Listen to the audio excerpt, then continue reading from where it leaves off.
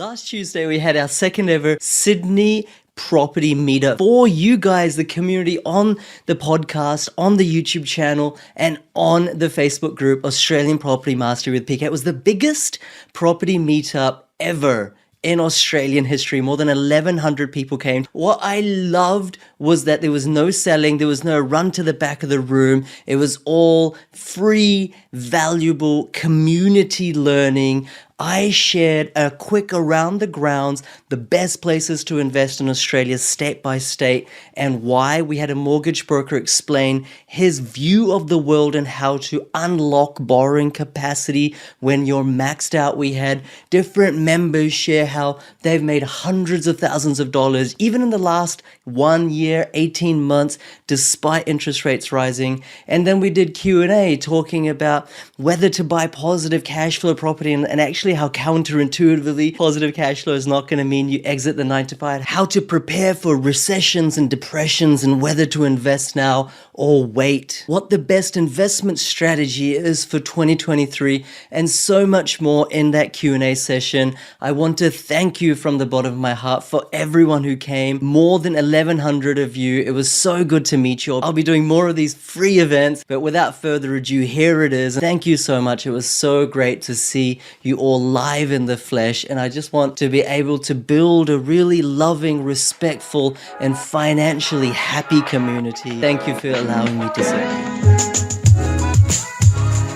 Welcome to the Oz Property Investment Mastery Podcast. My name's PK, and I help busy people build passive income by buying top 5% growth and cash flow property and build a portfolio using data without wasting months doing research, spending weekends at inspection or catching flights, or dropping $10,000 to $20,000 on buyer's agents every single time. So if you're confused, lack confidence, and just overwhelmed with all the information and marketing misinformation available online and don't know where to start, then this show is for you.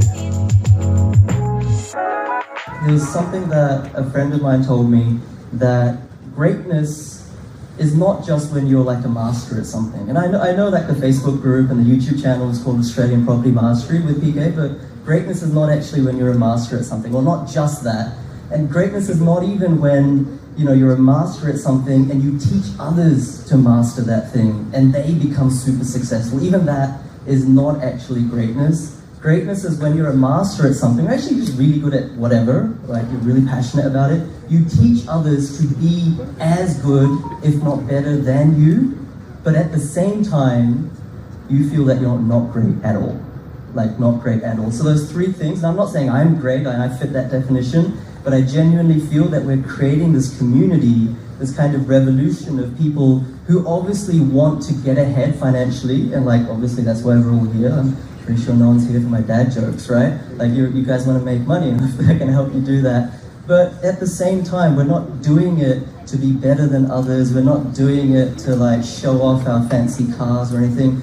Like we're just doing it to help our families. We're just doing it to help ourselves. We're just doing it to live better lives. I'm not the most successful person in the room, and that's really what the Facebook group is about as well. Like, let's learn from each other. Whether they're more successful, less successful, there's always an opportunity to learn. And I just want to, just for my selfish reasons, please put your hand up if you're a client of mine. Okay, not too bad. I would have thought more people would come, that's right. And I'm not doing everything right. And last question.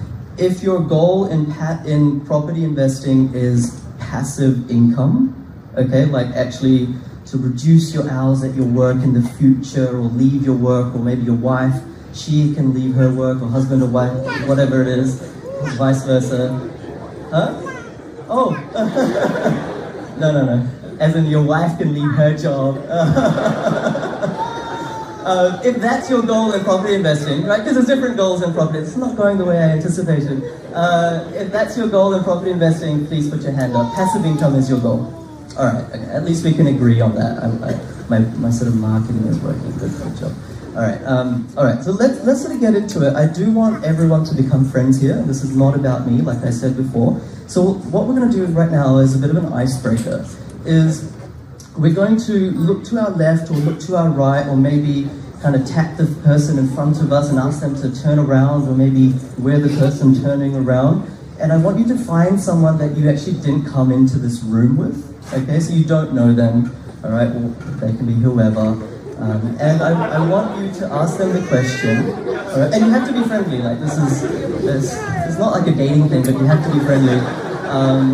Ask them the question, what is your biggest challenge in property investing right now? Okay, so you have to ask that question. And in the spirit of democratizing learning, I want you to try to solve that for them, or at least give a piece of advice or some sort of golden nugget that will just edge them towards their solution. Do you know what I mean? And then flip the table, so like then they can ask you what your biggest challenge in property investing is right now. Not like 10 years ago, not like some like making small talk. No small talk. Guys, I'll just pause it. No small talk, please. Okay, let's keep to the agenda. I'm very strict on this. What is your biggest issue or challenge in property investing right now? And try to give them some answers or some advice, and then vice versa. And I do actually want you to do this as not an excuse for you to be like, I'm super shy, I'm gonna go on my phone and like post as anonymous on the group or something like that. All right, I do actually want you to do this properly, and then, because I'm gonna actually ask for volunteers. Okay, from maybe like 3 to 5 volunteers, and that volunteer can regurgitate what the problem was that their partner was facing, and then what advice they gave to their partner. Okay, and if there's no volunteers, I will literally point at you and give you the mic. All right, so this is like forced communal learning. So it's very important for you to see it that way. Hopefully these jokes are going down like half well at least. But is everyone, like, does that make sense? Say yes. Say yes. Okay, all right, let's go. Find anyone like to volunteer what their partner's biggest challenge in property investing was right now, and what their advice to them was. Okay? I'm the only comedian up here tonight, so no satire or no one like, having a go. Genuine question. Okay? Does anyone want to volunteer? Please put your hand up. Okay. Was that, are you stretching or what?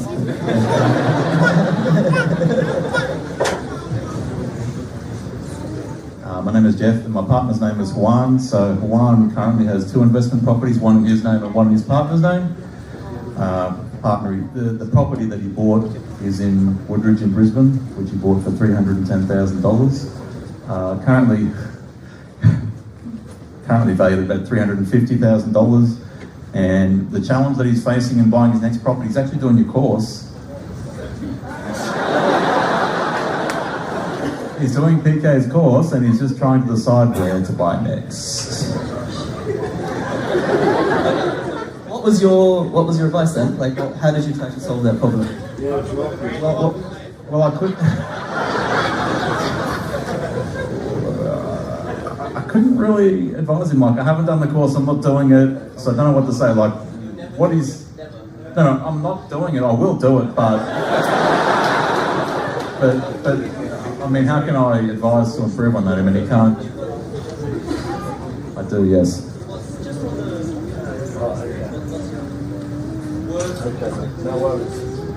Go to a third-tier lender. Liberty Finance. I mean, in all honesty, it's very good advice. If anyone's we'll go on this kind of a bit later as well. But if you are tapped out of your borrowing capacity, I mean, that's a common problem. I know that not many people here have 4, 5, 6, 7 properties. But please raise your hand if you have gone to the bank or your broker, and they're like, sorry, you can't really borrow any more money. Please raise your hand. Let's see if this is this is actually a real problem. And so thank you for stimulating that conversation. It's actually a really good idea to go to a really, really, really good broker, and with all love and affection and respect to brokers, there's brokers and then there's brokers. And if you go to the brokers, like the good ones, then they can take you to low risk, second tier, third tier lenders. You might find, like I did, First Mac can lend me another, $700,000, $800,000, $900,000, whereas a CBA would never give me that much anymore. So just a quick piece of advice. That's actually really good advice. Thank you so much. All right, someone else want to volunteer? Okay, John, here you go. G'day guys, John's my name. So she had a borrowing capacity question. So as a mortgage broker, I said, why don't you pivot and stop looking at borrowing in your personal name and try a self-managed super fund? And without disclosing how much he's got more than enough to consider too. So he's very glad he came today.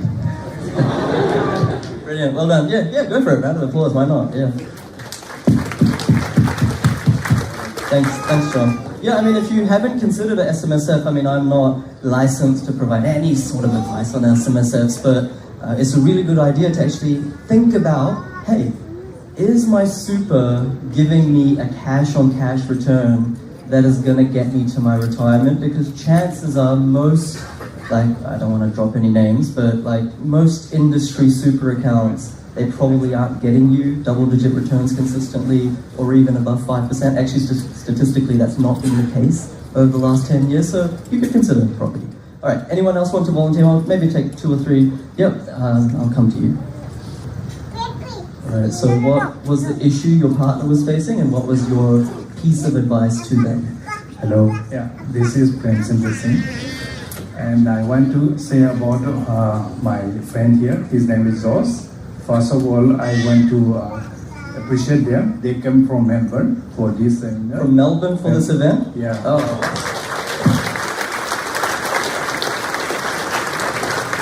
I don't know if it's worth it, but thank you so much. Yeah. Okay, sorry. And he is doing your course also, and he is learning, and he also said a little bit slow in learning, but he's doing. But what his challenge is, he's very kind of not confident because he has a surrounding of friends which has a negative, has a loss in the property investment. So he's not confident right now to go ahead. I don't have particular answer for that because I'm still learning here. I'm come here for learning. I even don't start your course also. I'm looking for that. And I don't have much advice, but I will say, please go ahead. Don't worry. Confidence yourself. I mean, you believe in your study. Go ahead, complete the course, follow the data, and go ahead. So all the best. That is what I want to say. Amazing. Thank you so much. Yeah. Feels like we're at Alcoholics Anonymous for that clapping. Well done. No, but genuinely, thank you for coming. And like, let's see if other people are in that position. Who else has like an environment or ecosystem around them, family, friends, or colleagues, or whatever, where everyone's like, you can't talk about property investing to them because tall poppy syndrome, or they're always like putting you down, or they just don't know, and you're like, well, how do I get ahead if no one's around to support me? Who else is in that situation or has been in that situation? Okay, now please be honest and raise your hands if you're in that situation. Yeah, so there's quite a few of you. Thank you for being honest. I appreciate it. All right, and I just want to say as well, this event is not about my course. I'm not selling anything, so no need to bring up the course constantly. Well, but thank you so much. So, like, last person, who else would like to volunteer about the challenge? There's one right there, Paris, behind you, right in the corner. Hi, begin. Hello. I'll be sure. So, friend here, Amit, he's just about starting his property journey, I think. So, I did make a plug about your course, by the way. So. Well, my advice to him was pretty much the kind of advice I got when I first started looking at your course, which is, you know, there's so many questions. The best thing to do is get onto the Facebook page, which is already done. Ask questions. Don't be shy. You know, if you don't ask, you won't. If you don't seek, you won't find, right? So, just a couple of questions around the course, which I told him the lowdown on. That's about it. Amazing, thank you. I think it's really important. Actually, I had the same experience. Like, we had sort of started investing in property, and then we went to London to live for 1 or 2 years. And my wife's cousin, his mother was a property investor. And up until this time, I was sort of thinking, you know, this was like back in 2013, I think, that property's good and all that, and like I know that a lot of people have made a whole bunch of money in property, and I know it can work, but you know, you just see so much like marketing and Facebook, and I mean back then Facebook wasn't huge, but just so much like in your face, like get rich quick and retire and like 6-figure passive income, 10 properties in 10 years. But because obviously I was a family member to that person, that cousin, and their mother, she had all these properties and she was always in Spain, like chilling. And like for me, that was kind of like one of the aha moments, like, okay, I can't trust all these people trying to sell me courses or sell me buyer's agent services or sell me whatever. But I actually have a family member who's legit doing this. So that was like, yeah, it is actually real. And hopefully that syncs with you and you connect with that point that property investing, not in 5 years, maybe not even 10 years, but it really can change your life insofar as allowing you to exit the 9 to 5 or just giving you options to do so. Like that's a reality. It may not happen even in 15 years. Like it's not predictable in that way perfectly down to the year, but it will happen in the long term if you keep to it. And for me, it was like, yeah, why is this lady always in Spain, right? It's like something here. This is pretty cool. So thank you for bringing that up. And just before we go on, I just want to, because I haven't really prepared for this at all, and I mean that in the most respectful way, I just want to see your expectations. So I won't give you the mic, but please just raise your hand and please share what you expect to achieve or hear or experience or learn from the event. Just 5 people, put your hand up and shout it out, and then I'll try to kind of meander through those points or like shape the rest of the 90 minutes so that I'm actually adding value. Because the last thing I want and you want is to drive home in like traffic and be like, that was kind of a waste of time, you know, I could have just learned that off the Facebook group, you know what I mean? So like, I'm just trying to like reverse engineer this. So please just raise your hand or just shout, what do you want from tonight? Yep, there. Exit strategy. Go. Well, do you want me on this? I really don't want to go. You want me on the stage? Yes. Okay, I'm not going. Someone else? Negotiation tips, okay. If we started today, how do we go about exactly what you have done? Okay, 1 or 2 more, right at the back there, yep. How to increase our borrowing capacity? Borrowing capacity, and then last one just here. NDIS, okay, such good questions. All right, so what I might do is I'll dedicate a whole bunch of time, maybe 40 minutes to Q&A, all right? And that way you can actually just like pepper me, and in my humble way, I'll try to add as much value as possible. But I do want to do something right now, and once again, I'll take a vote.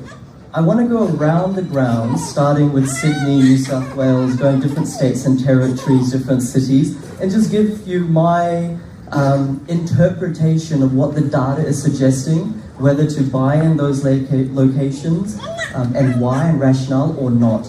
Is that something of interest? Yes. All right, cool. So let's start with Sydney, my favorite place of all. So Sydney is right now the fastest growing property market in Australia. And you might be like, what on earth? Like, didn't we just have a huge boom? Where does all this money come from, right? Aren't interest rates going up? You know, like all the cost of living is going up, all this stuff. But please also raise your hands as like a live survey right now. Who has the funds to invest in property right now? Please just raise your hand. So that's a lot of people, and I just want that to stick with you. I know that a lot of people are suffering in Australia because of you know, Mr. Phil and all that sort of stuff, but also there's a lot of wealth, and our hearts go out to everyone who's kind of doing it tough, and no doubt they're doing it tough. But I know when you're in your like office or you're at home and you're like, is it the right time to buy property? Is it not the right time to buy property? And all the media is telling you cost of living pressures, interest rates might be rising more, the FX might be, you know, currency might be coming down, unaffordability is at a record high. But nonetheless, we have a whole room, like 1,000 people right now, honestly, that can invest in property, right? And so that shows, I know this is a kind of biased sample size, like I get it, I'm a statistician, but you know, there's a lot of wealth out there, a lot of wealth on the sidelines. And so this kind of notion that all of a sudden no one can invest in real estate is actually inaccurate, because right now, property prices are increasing in Sydney. Now, where is the best place to invest in Sydney? Like, you know, that's kind of like the hotspot kind of thing, right? Honestly, I could be wrong, and I don't care if I'm wrong, but what the data is suggesting is that in terms of percentage growth over the next 1, 2, 3, 4 years, it's very hard to predict exactly, but relatively speaking, in terms of percentage growth, freestanding houses, Blacktown. Okay, anyone live in Blacktown? Blacktown is suggesting to be a really good investment purchase right now. Now, would I buy in Blacktown? Like, hell no. Like, no way would I buy in Blacktown. And like, nothing against people who live in Blacktown, but it's just still so negatively geared. So, you know, a lot of people think, maybe some are in the crowd and some of you are like, oh, I don't know if this PK guy is legit, what's his deal? Like, honestly speaking, I wouldn't buy in Sydney, even Blacktown, if it performs even 20% next year, because that bad boy is going to cost me like $20,000 to hold. Okay, and a lot of you might be like way rich. Okay, you might be like high net worth individuals. You might be looking down upon me, and you'll be like, "What does this guy know?" And I don't blame you. But like, honestly, even if you're a high net worth individual, sophisticated investor, the fact is that even if you can afford $20,000, $30,000 of negative gearing or negative cash flow from having to hold that property on a yearly basis, that's going to dent into your borrowing capacity. And I just want you to really connect with this point. Long-term wealth is generated based on the total portfolio value that you hold. Okay? Do you understand what I'm saying? So the total portfolio value. If you, each time you buy a property, eat into your borrowing capacity, even though you've got a blue chip property or like a property in Sydney, which everyone wants, your borrowing capacity is going down, down, down, down, down. So in the next 10 years, you'll be able to accumulate or accrue a smaller total portfolio value than someone who hasn't bought in Sydney, but has bought, let's say, sub 500-600K properties somewhere else, but wasn't denting their borrowing capacity, their ability to borrow money from the banks every single time. Granted, they'll have more properties than you, and there is some headache and maintenance that comes with that, but their total portfolio value will be big. So what would you prefer? A portfolio value of, I'm just making this up, $5 million diversified across Australia that doubles in the next 7 to 10 years? Or would you prefer a portfolio value of $3 million in Sydney that doubles in the next 7 to 10 years, whilst being heavily negatively geared? So like, I have no bias against Sydney, and I know you guys are all Sydney-sided, and probably kind of like will go home in the car and be like, that guy's an idiot and all that sort of thing, but it's just like my honest advice. I personally don't own any properties in Sydney. It's probably a mistake. I probably should have got one ages ago, but I wouldn't from this point onwards. So that's kind of my thoughts on Sydney. It probably will be the best performing market in the next 12 months, even beating Perth, but it's really not for the average or even high net worth individual. Like, look, if you've got 30 million to throw, then ignore what I just said. All right, let's go down to Melbourne. So Melbourne, it's very interesting. Like, Melbourne has really not had the boom in COVID that much of Australia has had. Like what Brisbane, like I'm not even making this up. It literally went up 50% in 8 months. Like that's literally what happened. And being someone who lived in Brisbane, we were just like, what the hell? Like this is so crazy. But Melbourne didn't have that, at least not everywhere like Brisbane did. Brisbane, you could throw a dart and do really well. So Melbourne, you would think, has a lot of potential to catch up, right? Like a lot of you go nodding. There's a lot of latent value, we would say. But what's happening right now in Melbourne is because of Dan the Man, the state premier, and all of his goings on, like I'm apolitical, so I won't say anything more, that's creating a lot of sentiment vacuum out of the real estate market, especially residential. And you guys would have heard, like there's that land tax, another $1,200 a year immediately slapped onto property investors, almost regardless of anything else. So all of these types of things that are happening in Victoria mean in the short term, Melbourne, even despite it being so much value compared to Sydney, there's really not likely to be a huge lead up in property prices. Now, does that mean it's a bad place to invest for the long term? Absolutely not, like absolutely not. But this is a really critical point, and I think if you connect with what I'm saying right now, like you'll do really well. We want our real estate, or we want our properties to do well in the short term. Okay? And so it's kind of counterintuitive. It's like real estate is a long-term game, right? Like we want it to do well in the long term. No, but compounding, means that any gains we achieve in the first 1, 2, 3 years, any future gains, even if they're just average, are so much more because in the short term, it's gone up so much. And we want to be able to refinance and take equity out in the first year, in the first 2 years, and that's how large property portfolios are built quickly. So the name of the game, okay, and not that I have some sort of secret to like time the market perfectly, but the name of the game is short-term growth. And I know that a lot of people are like, oh, but Sydney and Melbourne grow the most, right, over the long term, so why would you ignore Sydney and Melbourne? No, this is a completely judgment-free zone, and I really appreciate everyone who's here who's standing. I apologize for that, but thank you so much for coming. Judgment-free zone, but who here thinks that Sydney and Melbourne have always and will always perform better in terms of property prices than the rest of Australia? Please put your hand up. Yeah, and that's like a very fair enough assumption. Like it's a very fair enough assumption because you live in Sydney and you see like how much population has grown, you've seen how much infrastructure has gone into Sydney, and when I do this event in Melbourne, they think Melbourne is better than Sydney and it's growing at a faster rate, etc., etc. But the truth of the matter is that in the long term, and when I say long term, in 30, 35, 40 years, when you look at property data, and I'm not that old, I'm 33, so I wasn't born back then, but we have the benefit of hindsight. Right, looking at data, Sydney hasn't outperformed. Okay, Sydney or Melbourne has not even outperformed a little old place like Launceston. And you might think, oh, you just cherry-picked a random suburb or a random example to make your point. But actually, if you analyze data, Sydney's not even in the top 3. It's not even the top 4, I think, if I'm not mistaken. Even Hobart. I mean, it's not even really Australia, like that, you know. Sorry, I shouldn't have said that. Yeah, even Hobart has done better in the last 30 years than Sydney.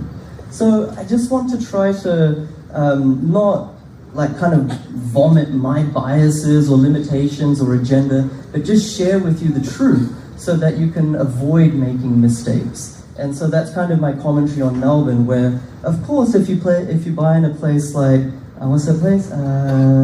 Cranbourne, I think it's called, or something like that, in the kind of eastern, sort of southeastern suburbs and places like that. There's tremendous value, but not right now. Okay, so that's kind of my thoughts on Melbourne, and of course, famous last words. I'll probably boom, and he'll be like, "Well, what's that guy on about?" But for what it's worth. But now let's go to Adelaide. So Adelaide has performed incredibly, incredibly well. I remember when clients started to invest in Adelaide back in 2019 or 20, and the number one question that I got from them was exactly the same question that I get from them now.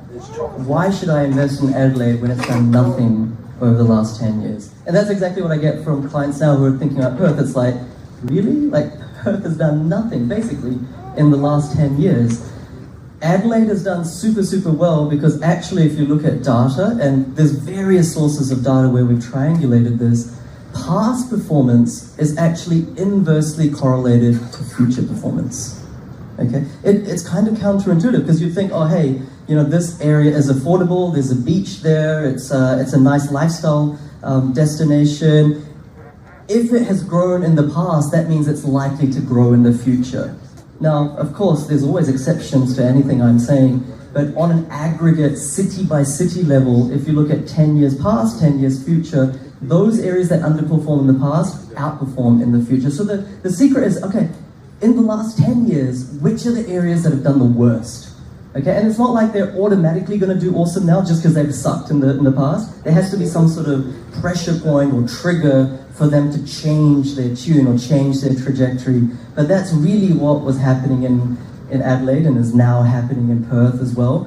But right now, if I'm being honest, the lion's share of short-term cycle, I'm not talking decade-long cycle, which I'm very bullish on Adelaide on, but short-term cycle, which is, can I extract enough equity once or twice in the next 1 or 2 or 3 years? That is just coming to the top of its short-term cycle in Adelaide, okay? It's been 3 years since the market is doing really well, and I know that in the Facebook group, like, it's really interesting. It's an exercise in human psychology. As soon as an area is already boomed for a year, that's when people start talking about it. Like, do you guys know, like, back in 2021, there was a whole bunch of people, not just me, we were starting to talk about Perth. We're like, oh yeah, like, this is the next area. And there was all sorts of people, including buyers agents, were like, no, like not Perth, right? Because there's so much land supply, and it's a mining town, it's a one industry town, all that sort of thing. And then like the last 2 years, those properties have gone up 50%. And I don't think that East Coasters, including myself, fully appreciate that yes, there are places in Perth that have actually gone up 50, 60, some even 65% in the last 2 or 3 years. All right, so there's so much potential interstate. Short term, I can tell you none of my clients, and if anyone's a client here, like, you're probably doing it wrong if you're buying in Adelaide right now, none of my clients are buying in metropolitan Adelaide right now. The areas for opportunity are not really even Mount Gambier so much as they used to be. But who wants a free tip? Who wants a free suburb right now? Okay. Don't tell agents that PK told you, because they get pissed off. They're like, why is there 1,000 people calling me about like 2 properties? But this area called, I don't know how to pronounce it properly, Nuriotpa. It's kind of just northeast of Adelaide, just past Gawler. I can see everyone writing it down. That's an area, it is regional, but that ripple effect going from sort of that Salisbury area up to the Elizabeth area in Adelaide, which we didn't touch for various reasons. It's going up out to Gawler, which still has way too much building approvals. By the way, free tip as well, look at building approvals. If building approvals are like in the hundreds, that means that future supply is going to potentially snub or diffuse the demand in that area, and therefore prices won't rise as much. But going out from Gawler all the way to Nuriotpa, I'm very bullish on that area. And it's a small area. If like 10% of you bought in that area, then it'll probably go up like 20%. So that's not the point I'm saying this, but I don't own any properties there. But anyway, that's kind of my thoughts on South Australia. And just sorry, do you mind if I just kind of share things as they come to my mind? Or hopefully this is not boring. Yeah. So like ripple effect, I was talking about going up in Adelaide.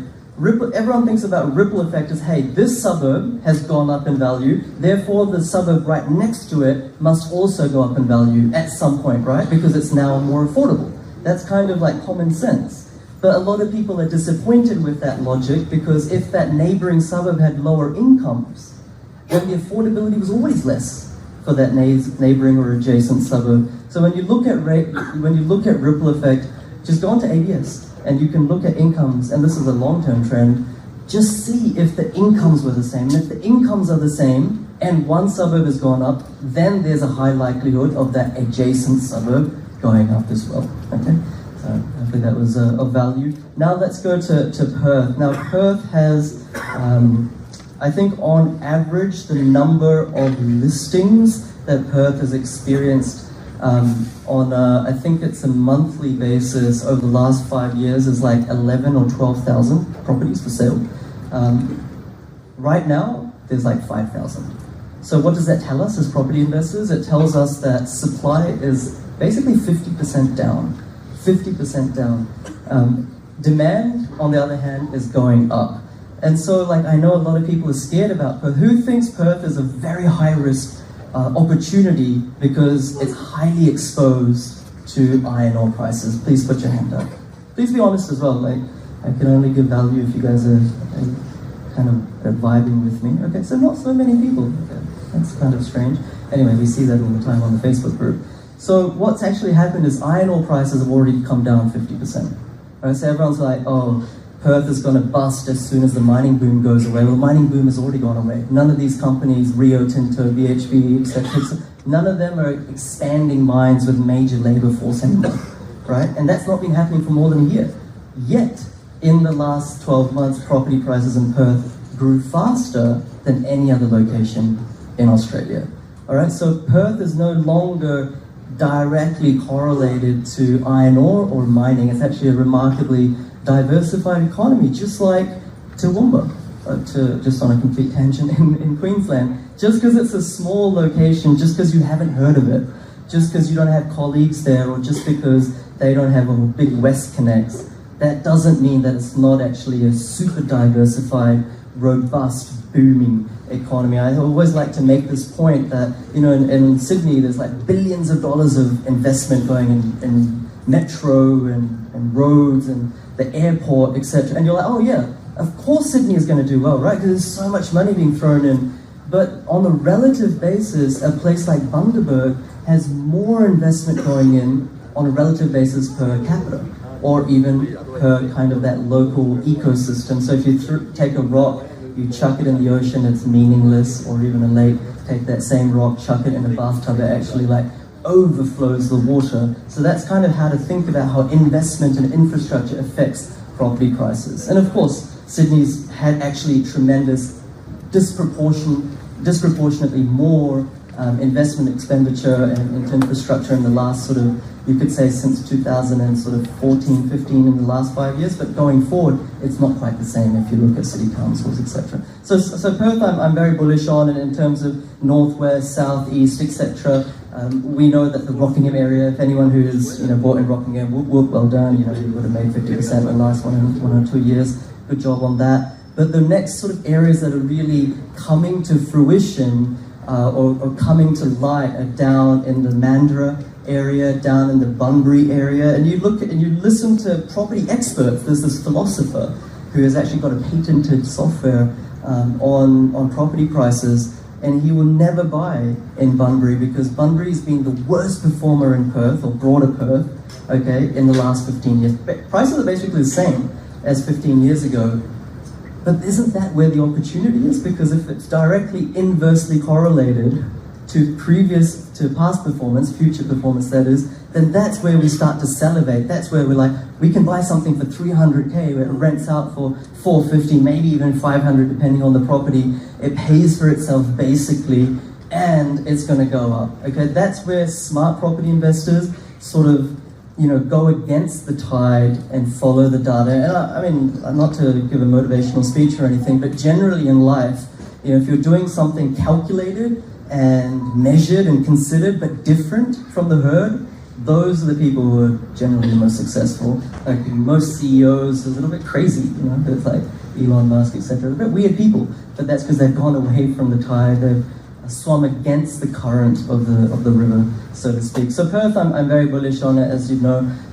Darwin is kind of up and down. It grew, I think, 6% in a quarter, then it fell, I think, 1 or 2% in the next quarter. It's a very volatile economy, and even though right now it presents a similar thesis as Perth, okay, in the sense that hasn't grown so much, it kind of missed out on the COVID boom, etc. You can buy so many freestanding houses under 500K, but the fact is that unlike Perth, it is actually, largely speaking, a sort of one industry town, LNG, offshore gas, etc., etc. A lot of transition or transitory workforce. So if you buy in Darwin, and if you do right now, you'll probably do well over the next 1 or 2 or 3 years, and you'll be like, I followed PK's regime or doctrine of getting short-term growth, but as soon as LNG prices come down or a lot of those companies flee from Northern Territory, then your property might also plateau or come down. And so we actually want short-term and long-term growth.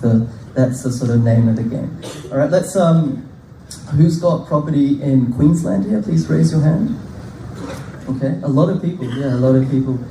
So Queensland is still, I would say, a investor's paradise. Okay, it's still an investor's paradise.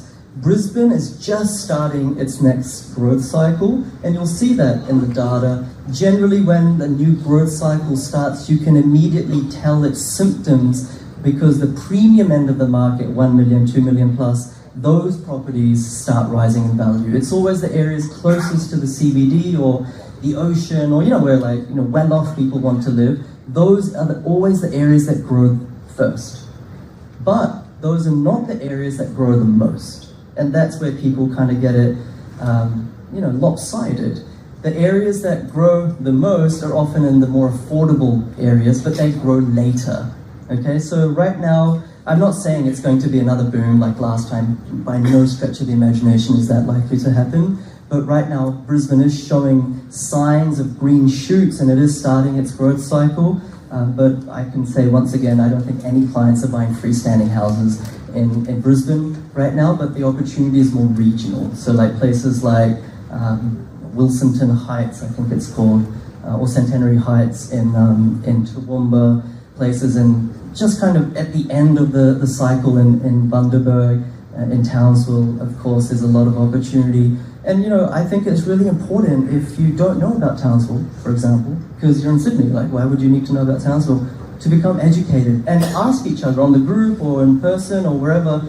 Ask those who have bought in Queensland, ask them about their experiences in Townsville, because there's a lot of also misinformation out there which suggests or subscribes to the fact that Townsville is a one industry town or that unemployment is really high in Townsville. It was 9-10%, okay, back in 2015-16. But then what happened is that the city council created this future plan and they really got their act together, so to speak. And what's happened is unemployment is actually now under 3%. It's better than Sydney. All right, Townsville is better than Sydney in terms of its economic health. And of course, you have to avoid the flood areas. But if you can avoid the flood areas, then the pickings are there. You can get something under 400K that basically almost pays for itself. Use Shore Insurance. Again, no offense to Geotex over there, but Shore Insurance is a really cheap North Queensland or far North Queensland insurance provider that are, get the premiums down to sort of $2,000, $3,000 a year, and that makes that property not quite pay for itself in a lot of instances, but $20 a month, $20 a fortnight, that's how much it will cost you. And those, Townsville is like a slow burn. It's a slow burn, it's not boomed. Again, it's probably not likely to boom, but it's one of these slow burn areas that in the next 5 years you'll probably find outperform most other places in Australia. So I did Hobart and Tasmania, just to wrap things up. I think I didn't miss anything out. So Hobart, the problem with Hobart, and I've been wrong before on Hobart, so I'll put my own hand up and I'll say that 2 years ago I thought that Hobart had finished its race because it started growing from 2014 and it just grown against all odds. I just honestly don't know how it did this, because normally property booms go from between 2.5 to about 4.5 years, and property slumps go from between 6 months to about 14 months, like on average over the long term. But bloody this like Hobart place, man, like it just kept going up for like, I would say almost a decade, all the way since like 2014 to basically a year and a half ago. So Hobart is one of these places that the data, and when I say data, I should qualify that, just not throw away words. When we talk about data, we talk long-term data, short-term data, city council data, suburb-level data. There's different matrices in which we analyze different factors. But what I'm talking about here is short-term data, like online search interest. How many people are going on domain and real estate and looking at these properties in a suburb? That's all recorded, right? It's all tracked. Things like days on market, how quickly a property's selling in a particular location, the building approvals in that area, a building approval spiking because there's a huge boom and developers got really like hungry and well, I'm going to make the most of it, or a building approval still plateauing, in which case supply is not likely to go up, etc., etc. But when you look at Hobart, it's kind of poised, okay? It's poised for another good run. I'm not going to say a boom, but a relatively healthy run. But the fact is that it's just gone up so much, and the locals there, if you ask them, the locals simply can't afford most of the properties. Okay, it's a lot of it is driven by migration from Victoria. A lot of people see change, retirees, etc., etc. So when the locals can't afford something, then you know that it's not like the property market's going to fall, but there's a pressure above, or there's a ceiling on property prices. The thing that causes property prices to stop growing the most is growth in property prices. All right, like, does that make sense? If it just grows a lot, then people just can't afford it. And you don't want to buy in an area that's driven by investors. So maybe don't buy in Europa in South Australia after all. Like, you don't want to, but that's the difference between a bubble and a boom. Like, please be honest, if you see a media headline on Sydney Morning Herald or whatever, AFR, and it's saying bubble to burst, it kind of sometimes, especially if you're new, you're kind of like, oh my God, what should I do? Should I buy now? Should I delay my purchase? Let me ask 10 other people at work who don't own properties what their opinion is. All these kind of things go through your mind. But bubbles only happen if booms are caused by investors. And when more than 40, 50, 60% of listings are bought by investors, that is not sustainable. There's no fundamental, organic, grassroots kind of consolidated growth or activity by owner-occupiers. And that's what causes issues, and that's why the Sydney property market fell almost 10% in 2017, because in 16 or even 15, almost 40-50% of all the activity in the housing market here in Sydney was investor driven. So you have to be very careful about that, and also kind of just see the forest from the trees, what the media is saying. Is it true? Is it not? But you know, I'm not buying in Tassie right now, but if I wouldn't buy in an expensive area like Hobart. I'd look more towards the regional areas like perhaps Burnie. Okay, and none of my clients are buying there, but I'm just trying to give you some ideas of where areas could outperform versus others. All right, so is there any location that someone wants to call out and I didn't cover that they're like just burning to find some insight on? Yes, please. Regional Victoria. So I can't tell you how many of us had bought properties, like probably 300 in Ballarat, 200 in Bendigo. Maybe there are people in here from who I've worked with have bought in these places, even Shepparton, Geelong, etc. In the sort of period from 2017 all the way up to 19. Even actually we were buying in Bendigo all the way up to 2021, start of 2022. But once again, what's happened is these areas had grown so much, not because of investors, so it was very sustainable. Like Bendigo, for example, like new hospital or hospital upgrade. Hospitals as an infrastructure item have the biggest correlation to capital growth versus any other infrastructure. So anytime there's a new hospital going in, or anytime there's like a hospital redevelopment or upgrade, $500-700 million, you know, new wards or doctors, whatever, like that's an area to further drill down on, and you can get that information very easily. So that I've been very bullish on Victoria, but right now a lot of those areas are quite overcooked for the same reason I said before. The locals can't, and the problem is that when someone makes money, let's say in Ballarat, okay, when someone makes money in Ballarat because they invested in 2018, okay, and then they tell their colleague or friend or family member, like now, oh, I made so much money in Ballarat, then the natural presumption is like, oh, Ballarat's a good place to buy, right? And let me buy, oh, I don't know how to buy in Ballarat because I'm in Sydney, I have no idea how to do these things interstate, I want to catch a flight, so like let me just click on one of these Facebook ads where someone's selling a house and land package, and it's all done for me, right? It's kind of turnkey. But that's like the worst thing you can do. So what I'm finding what the data is showing is that as of right now, one of the biggest areas where listings are just going through the roof, especially investor listings or investors having to sell, is Ballarat. So to answer your question very quickly, I'm quite bearish on regional Victoria because of Dan Andrews, but also because of some of these things that I've mentioned, but the only exception to that is potentially Geelong. And like I've mentioned this before, like places like Moore Lane and places like that, which are a little bit more rough around the edges, but really close to the CBD in Geelong, those have a lot of value potential, because I think a lot of people in Melbourne and Victoria are starting to realise that the train lines that were promised and all the infrastructure that was promised in Melton, out west, real cheap areas under 500k, it's not happening. So it's better to go down to Geelong. It's actually a really easy commute up to Melbourne proper, and it's a better lifestyle closer to the ocean, etc., etc. So yeah, thanks for that question. Cairns. So this is, I bought a property in Cairns in 2015 or 16, I want to say, and it's just like been the worst. Okay, it's been like one of the worst performers. My wife will tell you as well, she's my accountant at the same time. We bought that for like 400-ish, and right now it's probably worth, the CB actually just gave that valuation almost 600. So like 50% growth in 7-8 years is like terrible. Like it's really crap. So what that tells me is that was a really bad investment decision. But why did I buy that in Cairns at the time? There was this Hong Kong billionaire, forget his name, he's a cool dude, and he was going to build like this massive casino called Aquis or something, like, you know what I'm talking about? So it was kind of like pumped up, and this was like when I was more of a noob in property, and actually, truth be told, I shouldn't say this, I know this is being recorded, but I was actually following a lot of buyer's agent content back then, and a lot of them were bigging up Cairns as like the food bowl of Asia, because there's a lot of agriculture and things like that go into Cairns, and they were saying how the exchange rate is likely to go down, which actually did. The Aussie dollar did go down, which meant that it's cheaper for tourists to come. And of course, Cairns, it's like a lifestyle tourist destination, especially from China, Korea. A lot of those people love Cairns. I don't know why.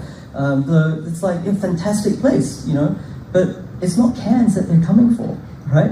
Cairns is kind of a dump, like no offense. It's like going up to the Great Barrier Reef or Douglas, etc. That's the reason the tourist money, or that's where the tourist money is going for. Anyway, long story short, the Hong Kong billionaire, he lost all his money, didn't do the casino, and nothing really happened in Cairns. So right now, a lot of clients have been buying in Cairns because the economy and the council have completely changed their tune, especially the southern corridor around sort of Mount Sheridan and White Rock, I think the suburb is. Back 2 or 3 years ago, there was hundreds of new building approvals, a lot of house land packages coming in on the south side of Cairns. That's where a lot of families live, but a lot of those have been built out now, and so there's not really that glut of supply. So that's one reason amongst many that that some areas in Cairns are quite attractive. And it's a bit like the Gold Coast, where on one side you've got the hills, so you can't really develop out there. The other side you've got the ocean, can't do anything over there. On the north side you've actually got much more expensive areas like Trinity Beach and Northern Beaches in Cairns. And on the south side, so long as those building approvals have been built, those houses are up, a lot of that land is no longer zoned for low density residential. So it's kind of got that Gold Coast vibe, but so hopefully that answers your question. But Gold Coast is like, I mean, as I'm biased, I live in the Gold Coast, but even if I didn't, I'm the most bullish of any location in Australia. The Gold Coast is like the area that I'm the most bullish on for various reasons, but I would not buy an investment property there myself for my own personal strategy. And once again, I'm just sharing this because I'm trying to not inspire, but I'm trying to endow you with the reality that, you know, everyone's strategy is different and growth is not everything. And the reason I wouldn't buy there is that you can't get anything positive cash flow. You can't get anything that's even close to neutral. All right, like if you want to buy in Gold Coast, like be my guest. I'll tell you right now, buy in Nerang. Okay, just go off and buy there. Of course, the right pocket, right street, right property, etc., etc. But still, that thing is going to cost you. So if you're okay, and everyone's different, if you're okay with, you know, $5,000 negative gearing every year, go for it. And sorry for all of my clients who I've just given away a lot of secrets here, but you know, there's better ways of investing. You can get that same growth in a better cash flow environment. Okay, that's kind of like what the point I'm trying to make. What we'll do now is I will do Q&A as well. I will spend some time doing Q&A. I think that's very important. But I didn't want to be like the center of attention in this event. So what I've asked is for three people whom I respect a lot, to come up and speak. And don't worry, no one's selling anything. There's nothing for you to buy or anything like that. But I'll introduce them one by one as we go through. But the first person I want to introduce, and you might have seen him on my YouTube channel, John Manchamelli. And, oh, there we go. Got a fan club right here. Yeah, don't we all? So the reason I've asked him to come up and speak is because he owns a fleet of Maseratis. And I'm trying to add to my collection. No, that's just very facetious. But the reason I've asked him to speak is because he's a very experienced property investor. And I think experience is something that we can all learn from. He's made, with all due respect and love and affection, a whole bunch of mistakes. And he's also made a whole bunch of successes for both himself and his family. So I've asked him to speak about not only like himself, but also like what he sees as the mistakes that property investors make. And when I did that sort of hands up exercise at the start, you guys were saying like most of you here are not experienced property investors. And so I think it really behooves us, for all of us, including me, to listen to someone like of John's stature, who's been a mortgage broker for I don't know how long. And this is not a plug, by the way. I don't even think he's that great of a mortgage broker, no offense. But that was a joke. That was a joke. Like, this is not a plug for him, but he's been in the industry for a long time. He used to be on Sky News. He's bought multiple properties, sold properties, etc., has made all the mistakes. So, like, within 5 seconds, that really doesn't do him justice. I'm very embarrassed to only give him 5 or so minutes, but at least we can learn in that time period. So please give John a huge round of applause. And you can go on the stage if you want, but it's totally up to you. All right, so where do I go from here, PK? What do you want to know? You know, it's interesting when I reflect on 20 years and seeing those clients that have done well and those clients that haven't done well. I reflect on, you know, what was it that made them get to 5 or more properties? And by the way, congratulations if you've got 5 or more properties, because you are in the top 1% in Australia. Isn't it amazing, that stat? You only need 5 properties to be in the top 1%, all investors, by the way, not Australians, all investors. Isn't that amazing? And so, I was recently on a podcast in Bushy. Anyone heard of Bushy's podcast? Yeah. And he asked me a question, and he said, you know, what was it that distinguishes people that were very good and became successful property investors? And one of the things I reflected on was, it was this ability to identify themselves as a property investor and not on the outcome. Now, what does that actually mean? Think of it like this way. Someone's been offered a cigarette, and one of the respondents says, "No thank you, I'm trying to quit smoking." Which in the scheme of things is, it's pretty good, yeah? You can understand that. But the other person says, "No thank you, I'm not a smoker." Can you pick up the differences there?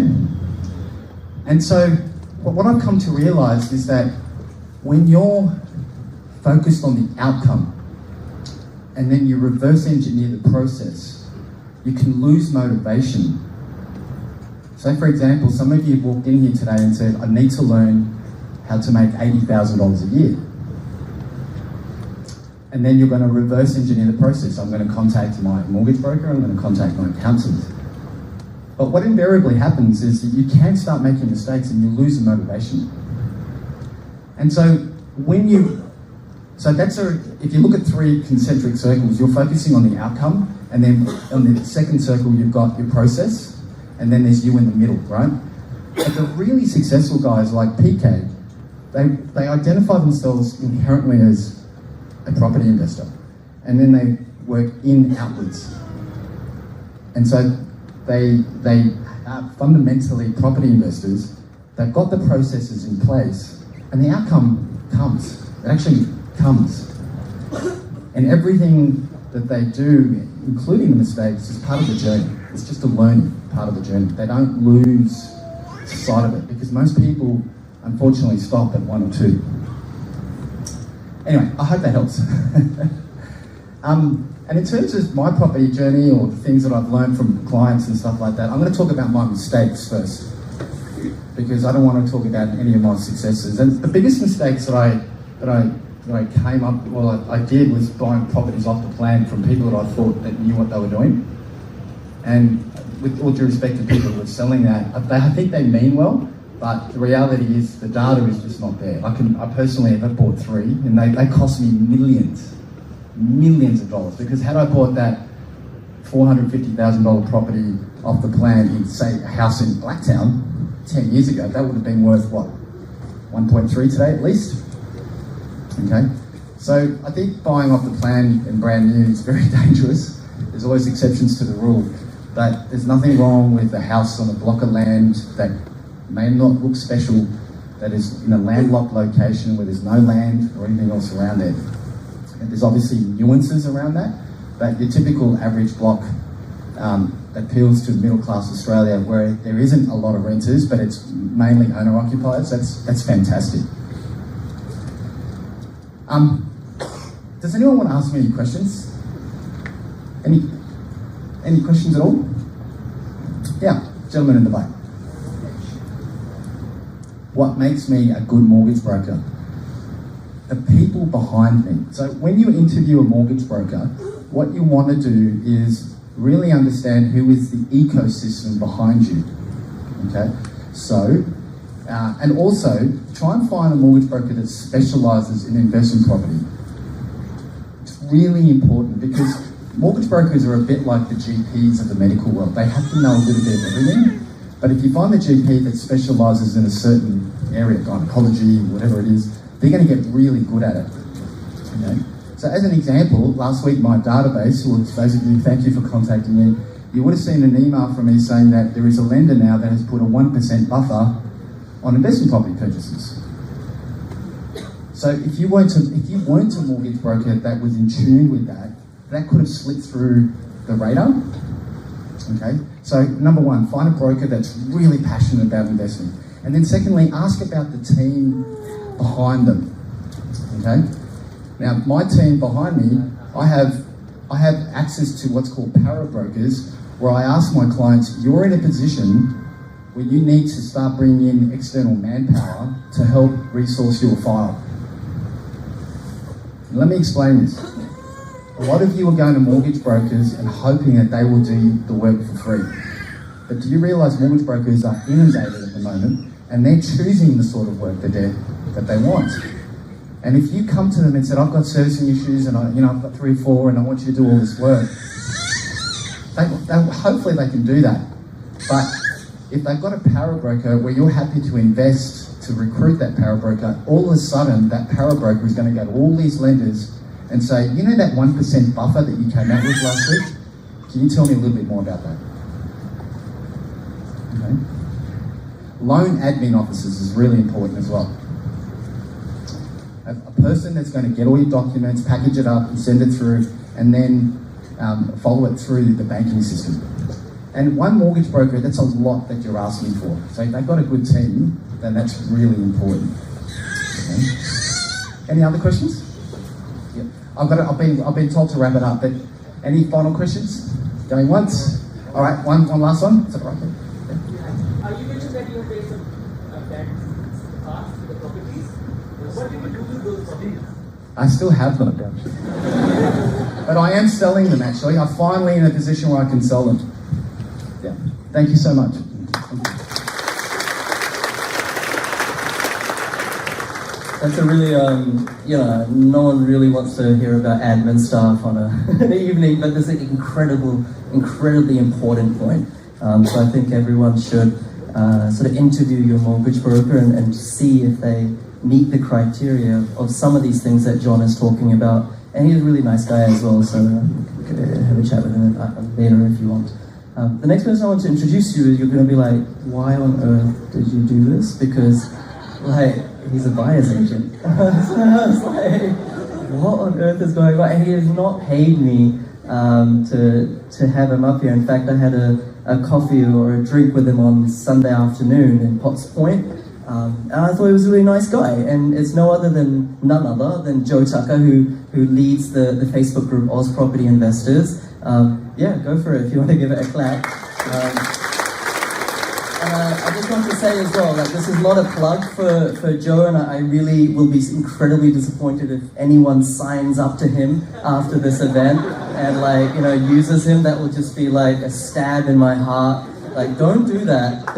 This is not about that, okay? But the reason I've got him up here and the reason he's blushing a little bit right now is that he's one of the very few buyer's agents who's actually legit. So instead of me talking about the con artists in the industry, instead of me talking about what not to do, instead of me talking about how buyer's agents can rip you a new one, okay, instead of me, you all know I'm biased, right? I got an agenda.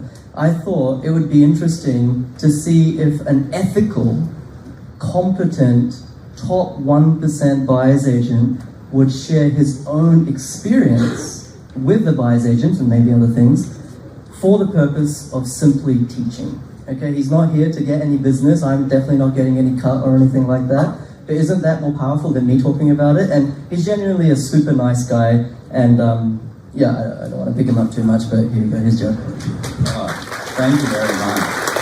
That was unreal. That was the nicest thing anyone's ever said to me. So thank you very much, PK. Who else is shocked to see a buyer's agent up here? I am blown away.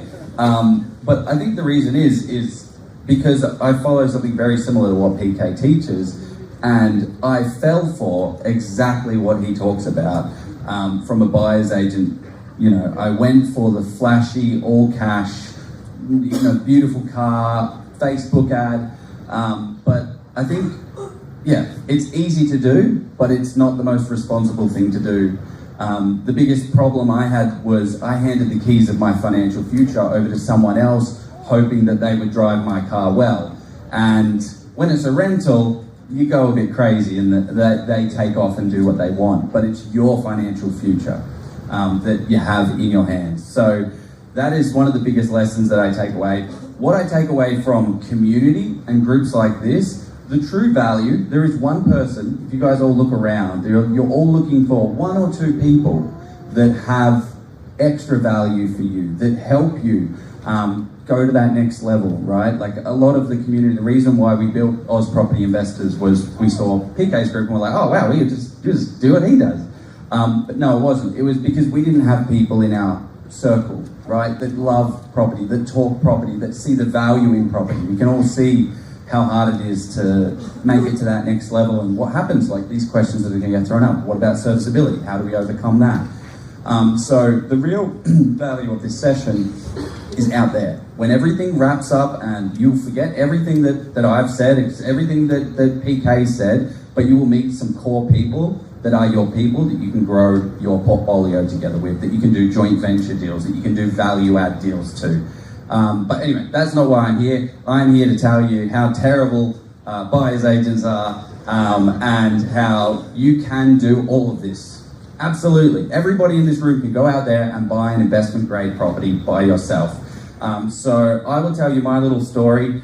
My first deal was, well, I thought I could do it all by myself, right? I went to all the free seminars where you run to the back of the room. I even signed up, but their credit card machine didn't work. So I was like, oh, they called me the next day. I'm like, I just Googled you. You guys aren't very popular. Like, what's going on? And they didn't have a justifiable answer for me. So lucky I didn't get spruiked too. But where was my point to that, if anyone knows?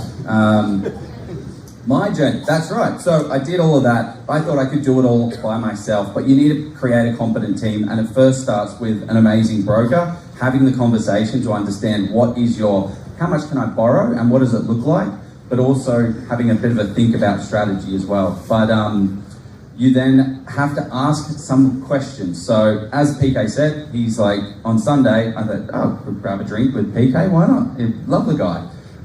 But I wanted to go through a couple of questions that you can ask buyer's agent, mortgage broker, accountant, your professional team to understand if they're good ones or not so good ones. But to go full circle again, my experience with a buyer's agent was I clicked on their fancy Facebook ad. They told me about this amazing hotspot in Queensland, which must have been amazing because I'd never heard of the place. So I started walking up the stairs of this brand new house. I got the keys, and as soon as I got to the bottom of the stairs to get there, I had a little tear in my eye, but I couldn't cry because there was the real estate agent behind me. So couldn't cry, but I wanted to because it was an absolute dump. I got this place, handed the keys of my financial future to this guy. We bought it for $280,000. We needed some light cosmetic renovation, and we spent $30,000 on it. Can anyone guess what it revalued at after our $30,000 renovation? No, it wouldn't be the same. Yeah, that would suck. No, $280,000. The exact amount of money that we paid for it is what it got revalued at. And I think that would have set my portfolio back, but it made me stop to think about how can I take those keys back from somebody else and go out there and make it for myself and build a portfolio. So that's what you guys have to do today, is take away and learn as much as you can, because everybody here has some golden nuggets of wisdom that you can share. But okay, the first one, there's not too many. How are you getting paid? One of the things that happens a lot in the real estate industry is everybody is getting a kickback, commission, referral, friend, all of that stuff. So you want to understand, am I paying you a fixed price fee, and what is that going to look like? For a mortgage broker, it's a similar question. For an accountant, how are you getting paid? How am I, well actually for an accountant, sorry, for a mortgage broker, they get paid by the bank, so scrap that one. I'm trying to make it as relevant. What kickbacks do you get from brokers and other professionals so you can understand? Sometimes there are, sometimes there are a lot of kickbacks and you're referred a property that's not relevant. Another really good one is, how long have you been personally investing? What does your portfolio look like, and is it a portfolio that I want to replicate? Because if it's full of house and land packages, you're probably saying, you know what, this person's going to steer me down this path, and they're not the professional that I want to take in the car. And we are all on an investment journey, but you are the driver, and in the passenger seat, you've got your professionals, you've got your broker, you've got your conveyancer, you've got your other people that are helping you. And what's pricing structure, try and understand that. When was the last time you were in that location? If that professional wants to if that professional does boots on the ground, do they actually go to these places, or do they, this is a hotly debated topic. I won't go there. And yeah, who is doing the job, right? This is the biggest point, is the high volume buyers agencies that are out there. You can't do this business high volume, unfortunately. I don't believe you can. It is too difficult. Like, what will happen when you click on the Facebook ad, you will speak to the director and they just have a massive lead funnel, right? 1,000 leads in and 1,000 shitty properties that are going to come through that. So you want to know who is buying the property for you, and I imagine it's not going to be them. They need to be the one finding, negotiating and securing that for you. But I feel like to scrap all of that, just get educated, spend the time, energy and resources to do this all yourself, and you can absolutely do it. I had so has anyone seen that interview that I did with PK on the YouTube channel? Anyone? Like, what was it? It wasn't, what it was first pitched to me was education versus a buyer's agent. And I said, I'm not doing the interview, because education is foundational to your property journey. So that's what I want to leave you guys on.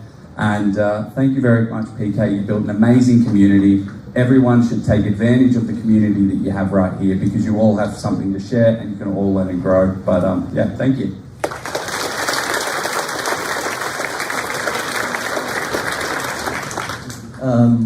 And you generally won't find, I think you won't be able to find even 3 or 4 buyer's agents in Australia that will give it straight like Joe just did to you. So that really speaks for his integrity and his character. And you guys all know, I always talk about the 3 C's: competence, character, and care. Anyone who you sort of engage or give your money to, you have to do your due diligence. Do they have these 3 C's? And like I said, I'm not a proponent of buyer's agents, and Joe's definitely not a client of mine. I have more than 75 buyer's agent clients, but he is someone that I know will still be around if he wants to in 10 years' time, 20 years' time, 30 years' time, 40 years' time, because he's going to do the right thing by his clients. He already is. So it was kind of a curveball that we threw into that session, but thank you so much, Joe, for doing it.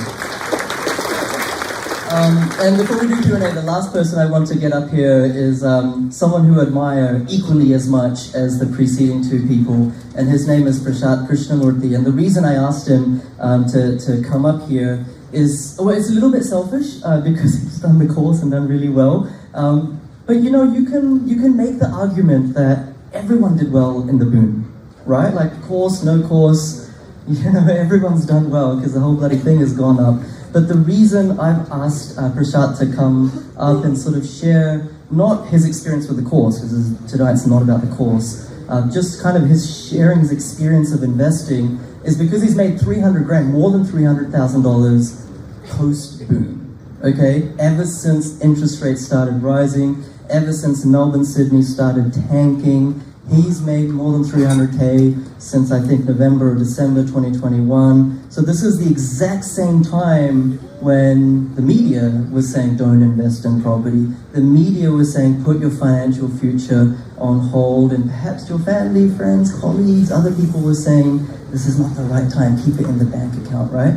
So you could have kept it in the bank account and gone backwards with inflation eroding your money, but what I really respect is Prasad took sort of control of his financial future, and he could have done this with Joe, probably. He could have done this with other people. So this is not about the course. This is about him actually, you know, not being a sideline commentator and having another opinion on the property market, but actually putting his, what do they say, his money where his mouth is. So 300K equity, I think 4 properties, all basically paying for them. So anyway, I won't steal your thunder. Thank you so much, Prasad. Hello everyone, my legs are trembling now. I've never spoken before a huge crowd like this. But anyway, thanks PK. Okay, just to give you a background of mine, I actually came to this beautiful country as an immigrant in 2012, and as a typical person from the part of the world where I come from, we all tend to think that we need to have enough savings in our account so that we can save it for the rainy days. So I followed. In 2015, I just followed the herd and bought a primary property residence for myself, and I was sitting on that. And then after that, my only intention was to pay off the loan, be debt free, and live a happy life and give the property to my children.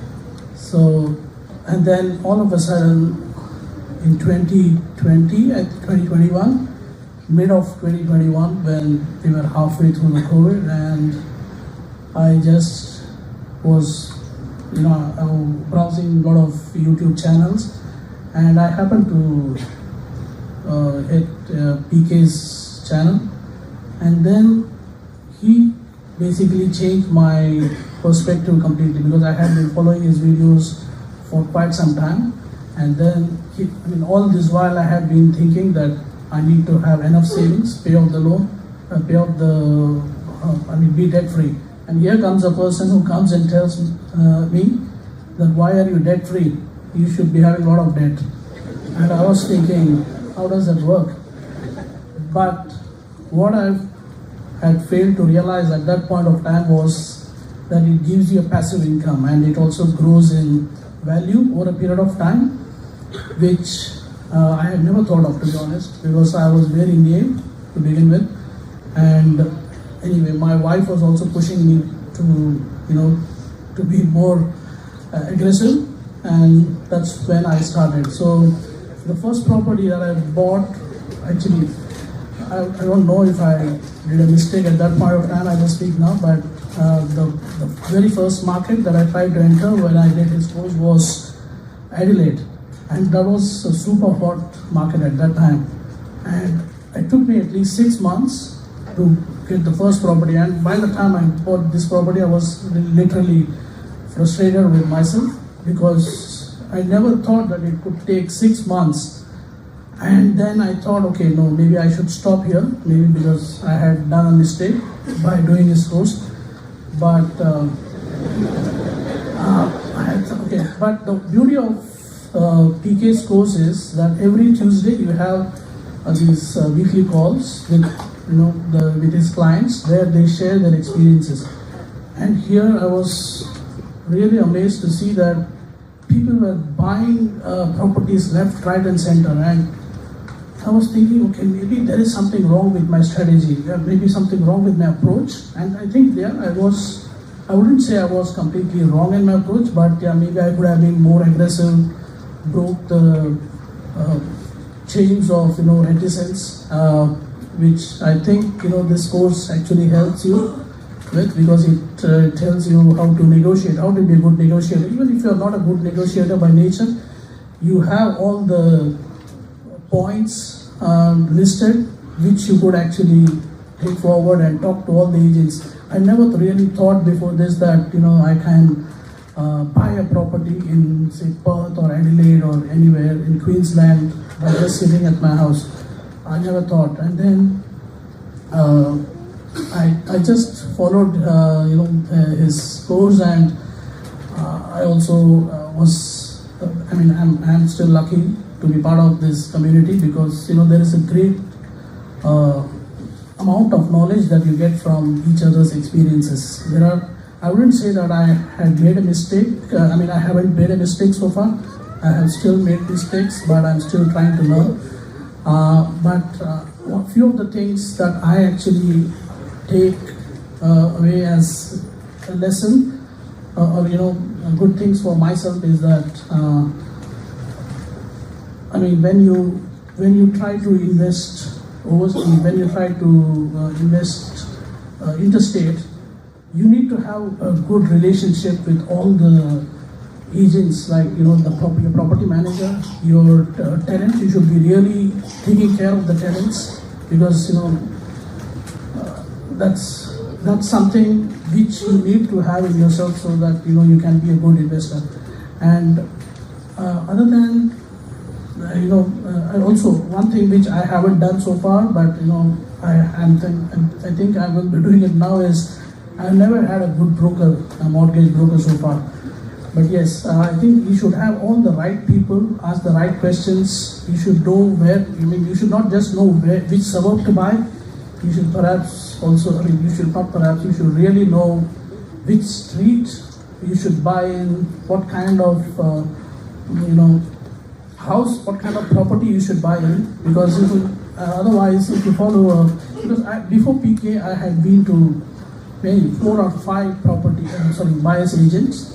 And I think now, as I talk, I think most of them, not most, all of them tried to rip me off. But yeah, I have been somehow lucky that nothing about you. But I think this gives you the confidence to build a portfolio by yourself and build a passive income. So thanks to all of you. And I mean, it's a really, it's just a good lesson and how to change mindset from saving your way to retirement, which, unless you're on $1 million a year, it's just not going to happen, right? To investing your way to retirement. And I mean, I really appreciate Prasad, and I think we're on the same page, because he's actually not into money. Like, surprisingly, or not surprisingly, he's actually a very spiritual person, and he has higher levels of consciousness, you could say, like more to life than just property. So he does identify himself as a property investor, but not exclusively as an investor. And I think that's the beauty of it. Like, we're not doing this because we're money hungry. We're doing this because we want freedom. Okay, and I'll talk about freedom and how that's maybe oversold another time. But for now, let's just leave it at that. But thank you so much, Prasad. And yeah, 4 properties, and it's just incredible work against the grain of interest rates. Let's use the last 15 to 20 minutes to take Q&A. Okay, shoot. Yes. Oh, is there Samir or Paris or someone? Can you get the mic going round, please? Yep. Chalk it up.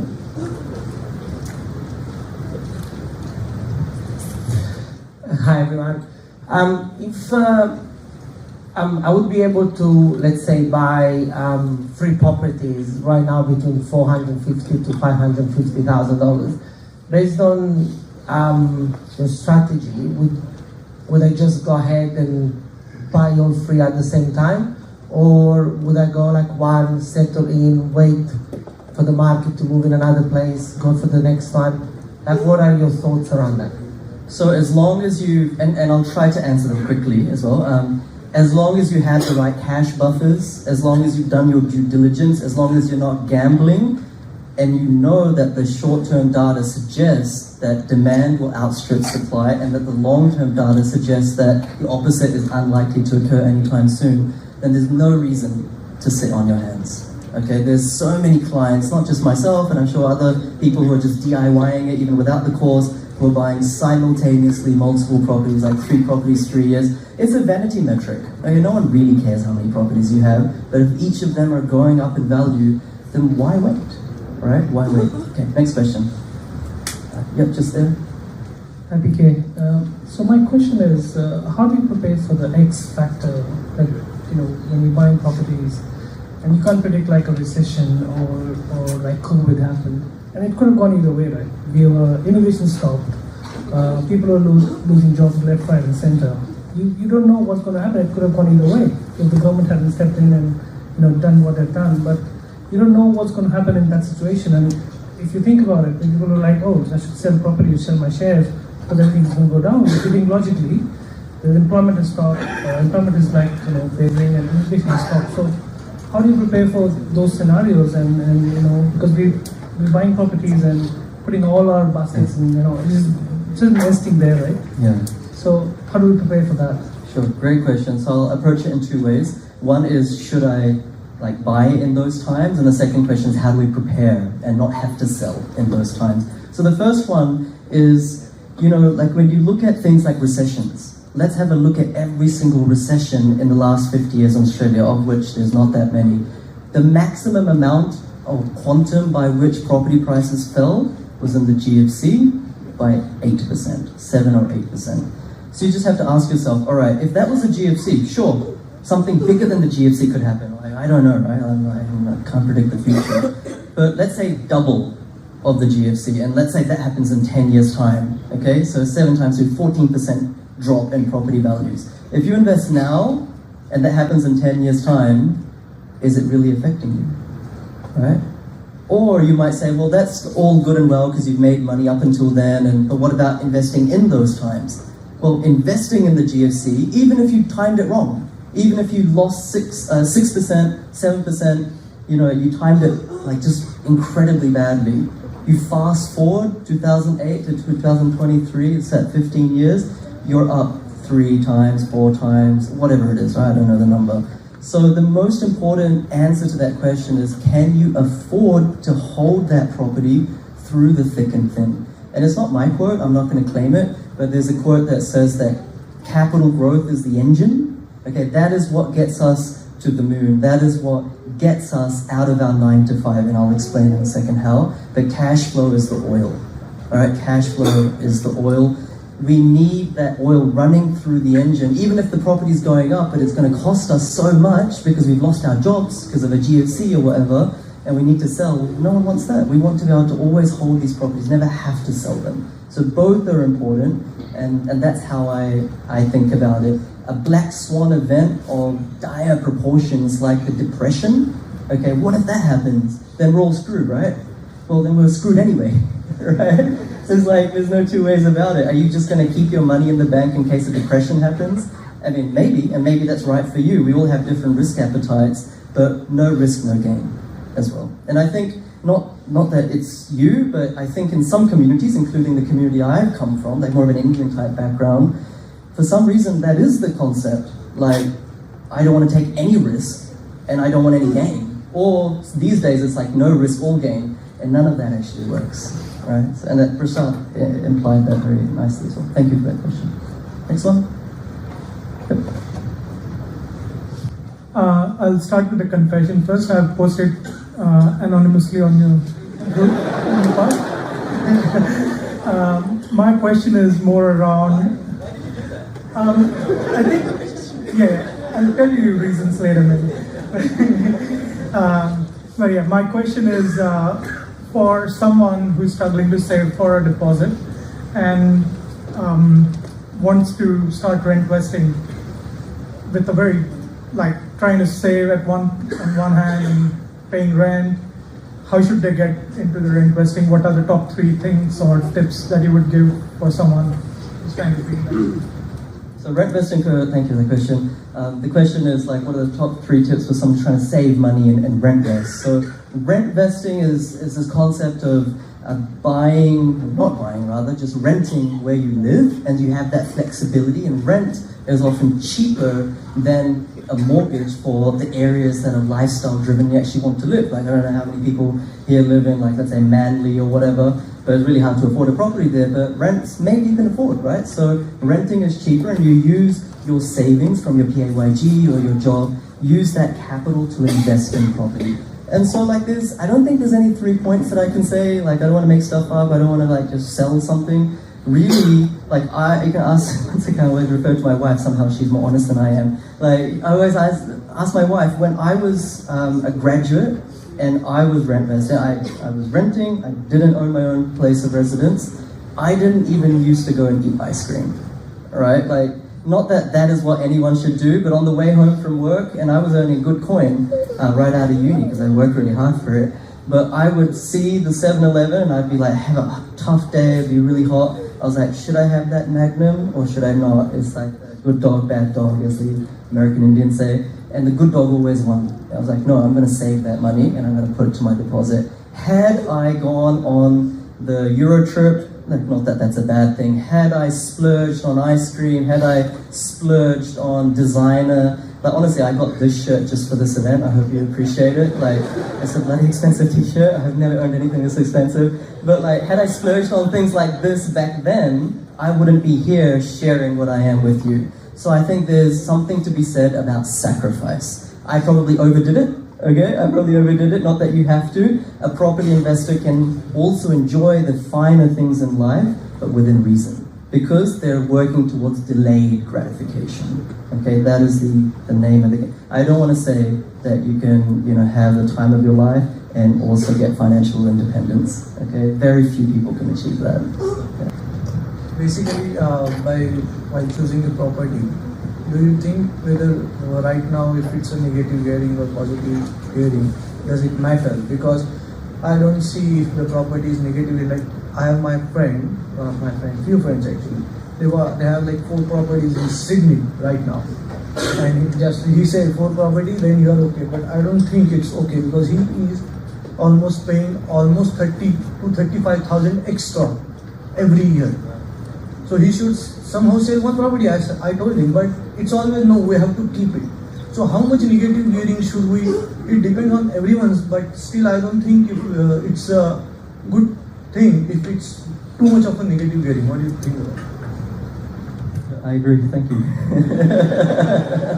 Yeah, I mean, unless that person's personal household budget, and at the start of the course, not that you have to do a course for this, like a household budget, everyone should have one, okay? It's very easy.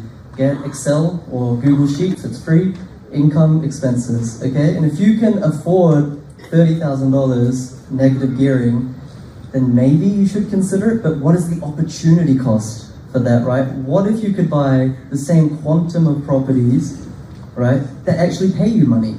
Yes, you have to shift your mindset away from Sydney. Like, that is the killer, like that shift of mindset. Because I know everyone around you will be like, you're a complete fool. Like, Sydney's where it's at, right? I mean, everyone here has probably got hundreds of thousands of dollars of equity in their homes because of the Sydney property booms. Not just one, but multiple, plural. So it's such a hard thing to say, I'm going to look elsewhere. But then you think, actually all these other places have boomed just as much, if not more, whilst being higher cash flow, but I just have this confirmation bias of people around me. Okay, so I think you answered your, not financial advice, but I'd sell those bad boys. Kind of flip that statement there, so, yes. Hi PK, I'm Nicole. I don't have a question, but I think the one common thing we haven't spoken about is let's take emotion out of investing.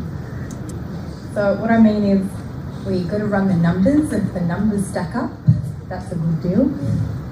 And the numbers might not stack up for your friend, but they might stack up for you, okay?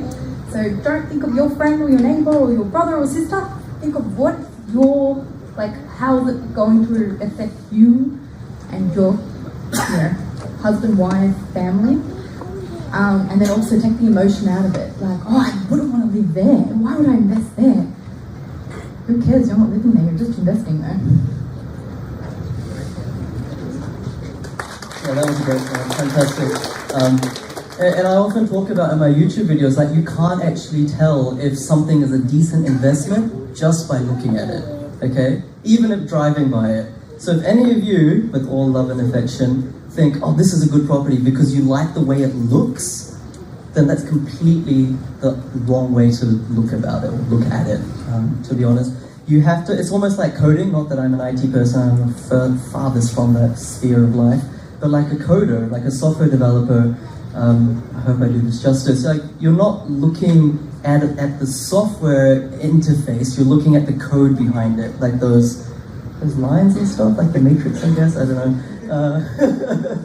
Right, that's what you're looking at. So when you look at a property, you shouldn't even look, is it a brick and tile and this and that, how many windows and how many bedrooms, that stuff will come later, it's important, but look at the underbelly, what is the code, it's like, see the Matrix through it, okay? Yeah, no, good point. Anyone else? Yeah. Firstly, it's good to see you in flesh and blood, PK. My question is, you mentioned the 3 C's, and I know this session is not about the 4th C, which is the course, and I'm sure, and I'm sure there are quite a few people here who probably want to hear this as well.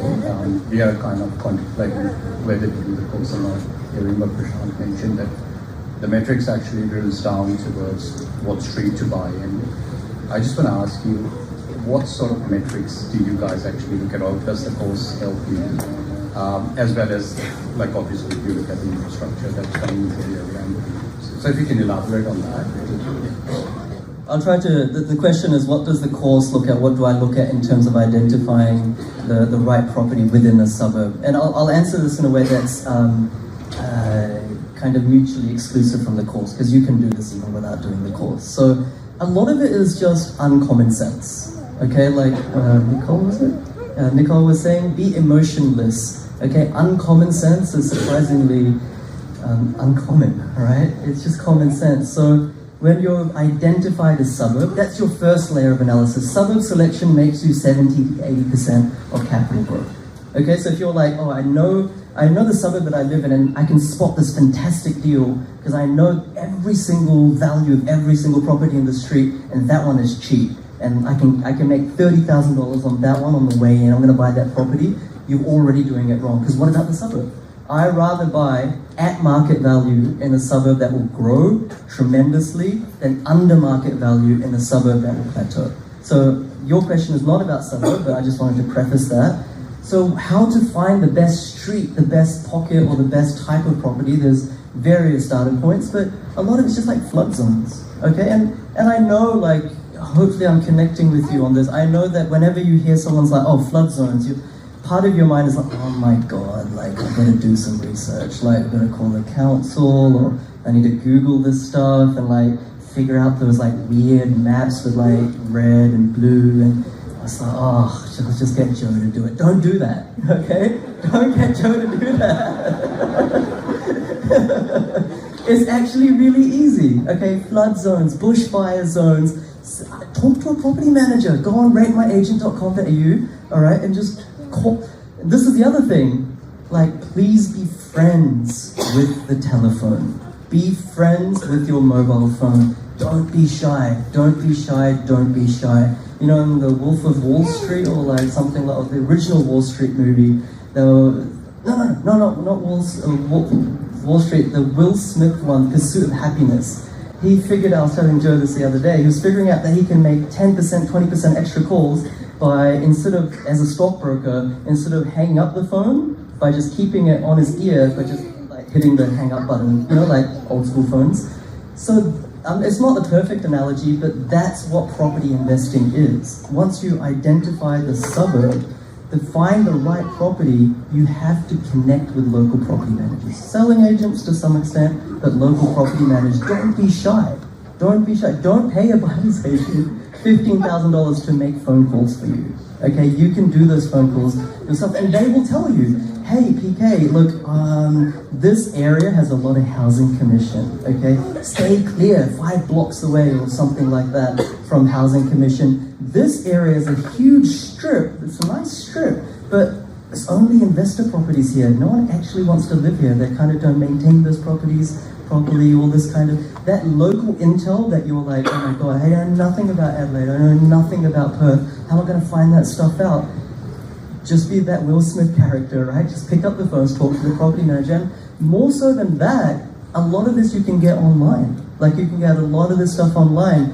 Like, for example, easements. Okay, if you want to develop out that property, if you want to build a granny flat or whatever, once again, that stuff is available online.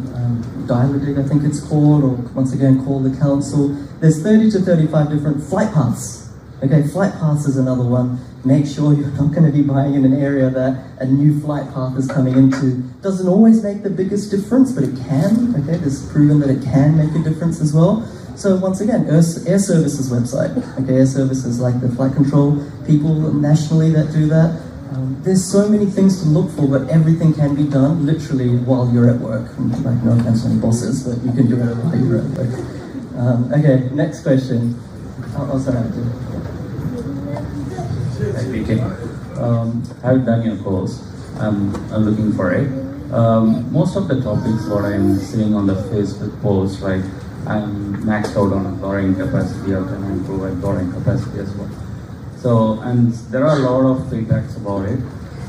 You can renovate your property, increase your rent, and you can subdivide the property and do some additional blocks or something. So in your course content, do you cover all those subdivision side of the, like how we can do the subdivision, what sort of land size, each councils have different rules and regulations. So does it cover that? I'll take that with you one-on-one because I really do want to respect everyone and not talk about the course. This is not meant to be for them. I respect the question. I'll talk with you one-on-one later. Okay.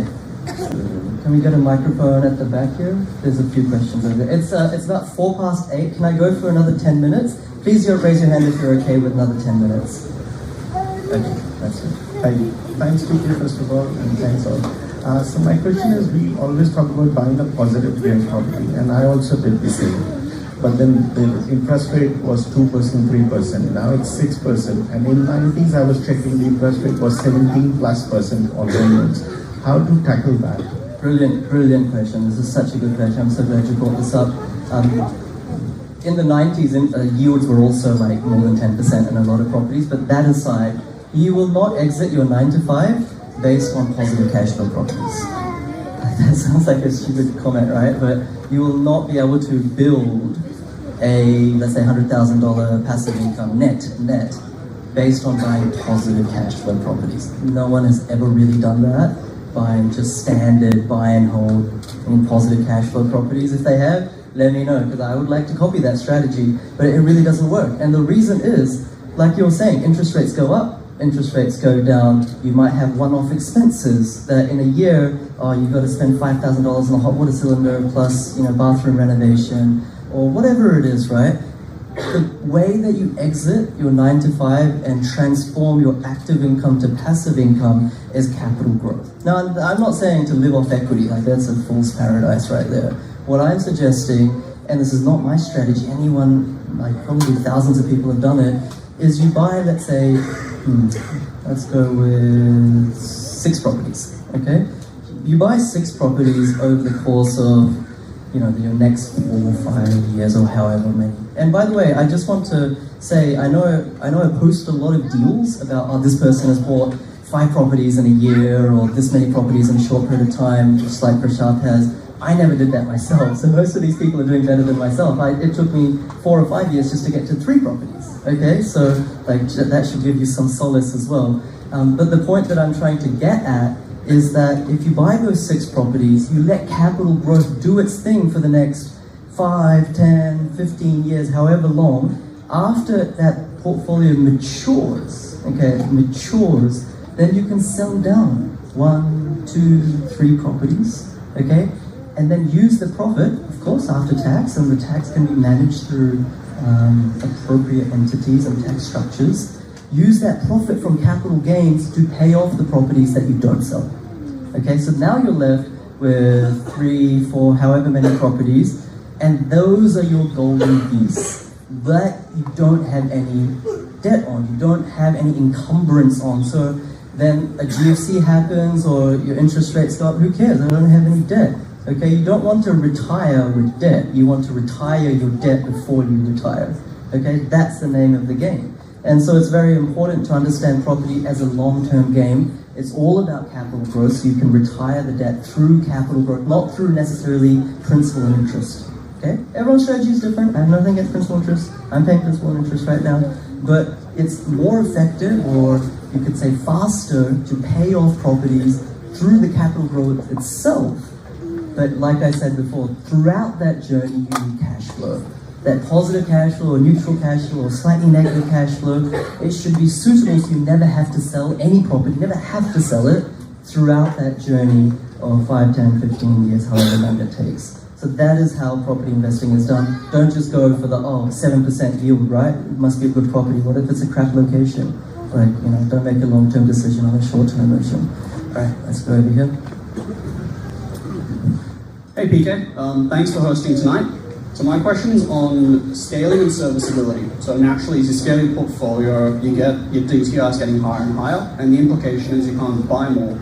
Gone are the Steve McKnight days where you could sort of get access to debt so much easier, and then post, I think, 2018-19, when sort of APRA really clamped down on investors.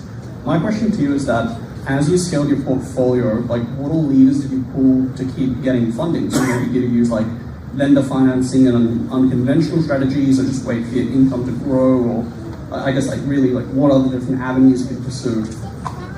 Yeah, it's a good question. And I'm very risk averse and conservative by nature, so I didn't even do half the things that many more smarter people than I often do in terms of this situation. The one point I just want to make at the start is that borrowing capacity, interest rates, serviceability buffers, responsible lending, all of these things happen in cycles. Okay, sometimes they tighten up, sometimes they become real loose and liberal. So once again, we shouldn't say, I don't want to become a property investor because will ever be able to borrow for 2 properties. Like that's foolhardy thinking, because in 10 years, maybe you can buy another 3 properties. Do you know what I mean? So that's just one quick point.